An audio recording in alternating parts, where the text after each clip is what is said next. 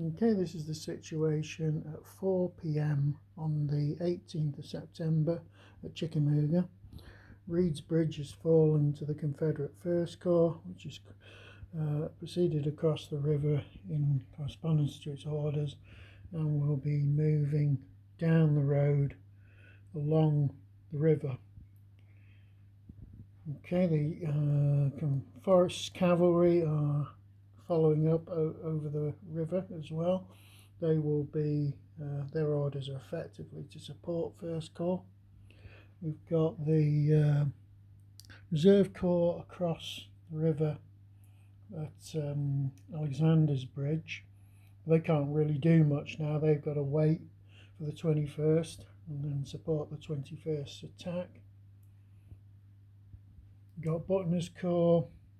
They're across the river as well, but they're pretty much in static positions awaiting orders now. There's still no sign of Bragg, the Confederate commander. There's not a lot they can do, really, because most of the Corps are running out of orders. They're going to have to stop at some point.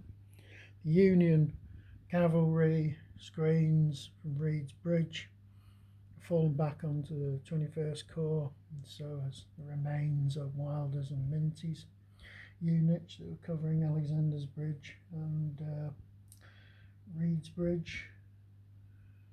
21st is pretty much sort of in stalemate against Polk's Corps here, and the rest of the 21st is facing off Heth's Corps at Glass Bridge over there.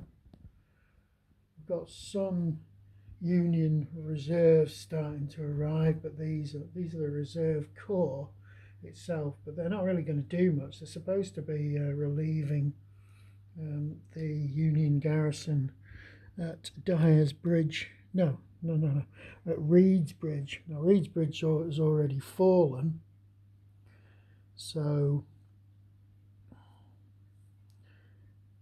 their orders are, if they clash with the Confederates, is to actually defend, but then again they've got subsequent orders to retreat back off the north of the map, so they're only going to be on the board for a short period. So I don't expect the Reserve Corps to do anything at this particular stage. The Union units that were defending Dyer's Bridge here have fallen back because Wilder's units had to retire from Reed's Bridge, so they're going to head back to join the 21st Corps. So the situation's not looking too good for the Union, apart from the fact that the Confederates are pretty much at the edge of their orders now. They're going to reach a position where they can't do anything else until they get orders from a senior commander. Union, really, they're heavily outnumbered here, but they're not really engaged to any degree with the Confederates at this stage. We don't know where Union reinforcements are going to come from. I've made that a deliberate policy of mine. I know when the Union reinforcements are due to arrive, but I don't know what they are. I'm trying to do that so I can't work from the Confederates' point of view knowing what the Union are going to do. I'm just going to have to, until Union units appear, I have no idea where they're going to come from or what they're going to do. So all in all, Bragg's initial plan is going pretty well.